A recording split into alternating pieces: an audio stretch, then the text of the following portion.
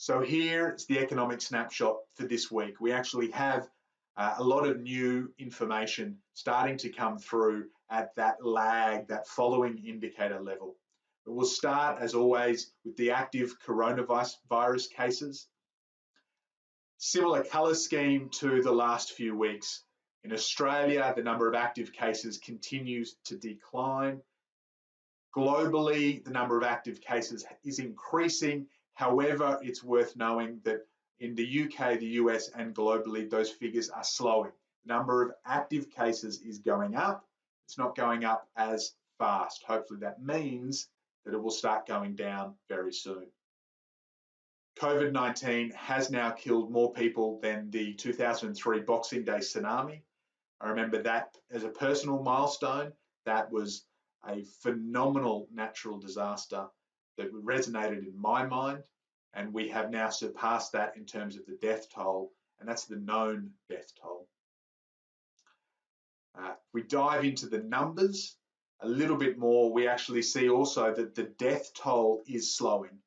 In other words, the first month of recording this information and sharing it with you, there was a fairly clear progression between the number of new cases and the number of deaths. New cases would go up by 100%, 200% in a week. Then we would see about 2 weeks later, the number of deaths would go up by 100, 200%.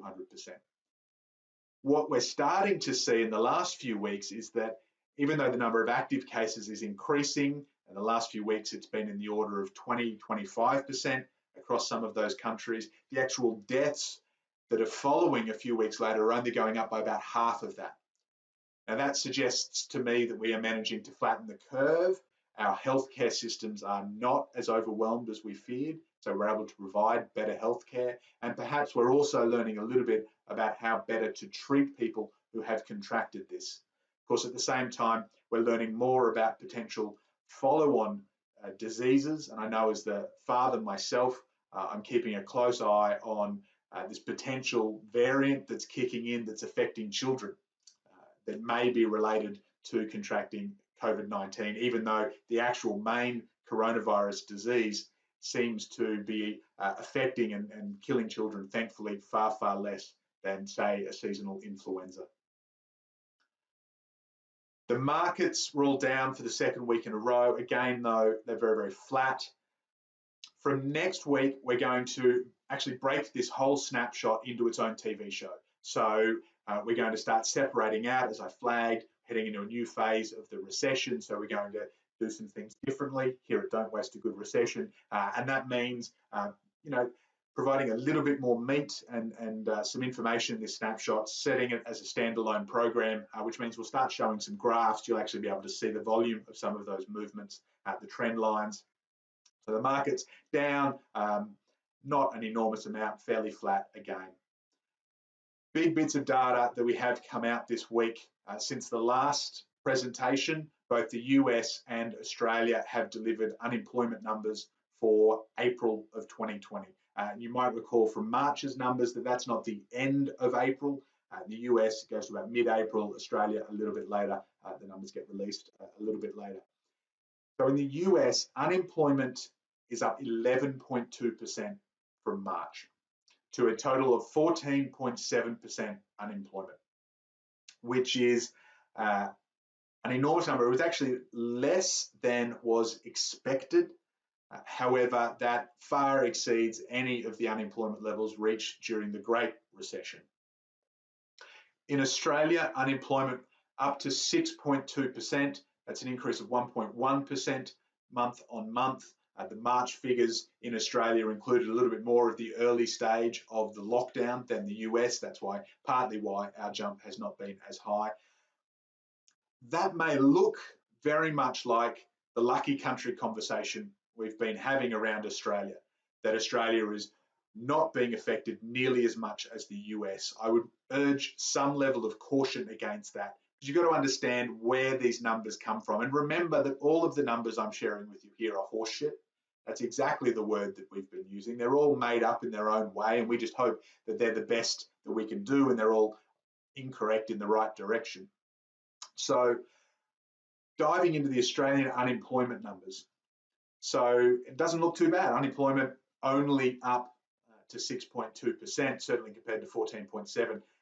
However, the Australian government has implemented some changes to the stimulus welfare packages that are going on. So if we jump a little bit deeper, we see that the participation rate, the Australian economy, fell to a 15-year low. In other words, the number of people who are looking for work has gone down by a bigger amount. So there are people out there who are unemployed and who recognise that we are in the middle of a deep recession. In Australia, the first recession in 30 years. They know that they're unlikely to go out and find work in the next month, perhaps because of their skill set or their mindset, or just even taking this as an opportunity to have a little bit of a sabbatical or a career pause. Those people are not counted in unemployment numbers. Australia's unemployment numbers only share people who are actively looking for work. So people who ostensibly have dropped out of the workforce, even if that's temporary, are not counted.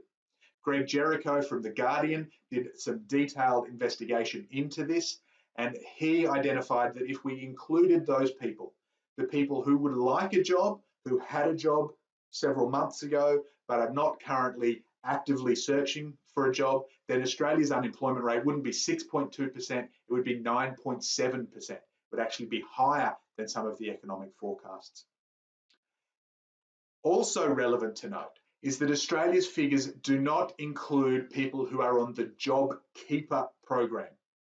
The JobKeeper program, similar to what the UK are doing around the furlough that the government has implemented there, they're designed to put unemployment style welfare into people while maintaining their job. It's a little bit different between those two countries. In the UK, you have to get stood down, be put on furlough, and the government will pay 80% of your salary up to a certain level, but you stay employed. In Australia, which I think is a slightly more sensible approach, you actually keep your job. You keep working if there's work for you to do, and the government will underwrite your salary to the level of $1,500 Australian per fortnight. Now, what that means for the government is that they don't have a whole lot of people who are suddenly unemployed. You don't have a whole lot of business owners who say, well, I'm not sure if I'm going to be able to have work or afford this staff next month, so I'm going to lay them off, or I'm going to stand them down. The government, by giving that JobKeeper payment, keeps the employers employing those people, keeps those people officially in jobs, even if they're only making the government stimulus JobKeeper package. It's really unclear, and perhaps we will never quite know how many people who are on JobKeeper would otherwise be unemployed. Anecdotally, I know from my business networks that there are certainly a percentage. And the reality is that because I'm business advisor, I work with successful, fast-growing businesses, my network tends to be slightly more successful, slightly more resilient to these kind of shocks than the average business. So I would suggest overall in the economy, a larger number than I'm encountering, individuals who would otherwise be unemployed if it were not for the JobKeeper payment. And those figures aren't included here either. So if we take people who have dropped out of the labour force, the lower participation rate, if we add in the hypothetically the unknown, but the people who still have jobs solely because of JobKeeper, government welfare, but aren't counted as unemployment, then it's fair to say Australia's unemployment rate for April would have gone over 10%, that 10% milestone. And Treasury forecasts in Australia still suggest that we will officially get to 10%. Again, you can keep digging deeper. Other figures that were released, the underemployment rate rose to 13.7%. So that's people who maybe have some work but not enough. That's going to include some of those people on reduced hours with JobKeeper, so 13.7%. Underutilisation is an all-time high of 19.9%. Monthly hours worked across all jobs fell. So even those people who have jobs and are therefore not unemployed are not necessarily getting enough work. That is partly an ongoing trend towards a casualisation and an Uberisation of the workforce, which will have consequences as we come out of this recession. The US has put forward some stimulus packages to try and keep people in jobs, to do a similar thing to what the Australian government has done. However, the amount of money that they have put and the way that that has been handled in the much more federalized system of 50 states, almost 50 different countries, all trying to implement it, just means that that has not had nearly the same effect.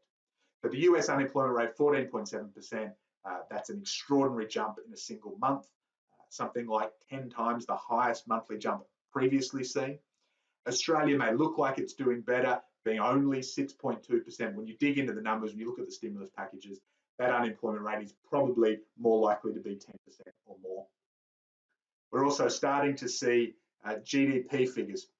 GDP figures being very much towards the end of the lagging indicator. So these are the figures for the March quarter. Here we are in May. Australia won't even give us the March quarter GDP figures until the first week of June. So it's very much a historic. But we can see there, the UK economy shrunk, contracted by 2% for the quarter. That was off the back of a flat December quarter. So not quite 2 consecutive quarters of negative growth, because 0.0% is still not negative. It's not positive, but it's not negative. The US, negative 4.8%. And undoubtedly, the US is getting impacted more deeply by the coronavirus recession, and that is showing in that figure.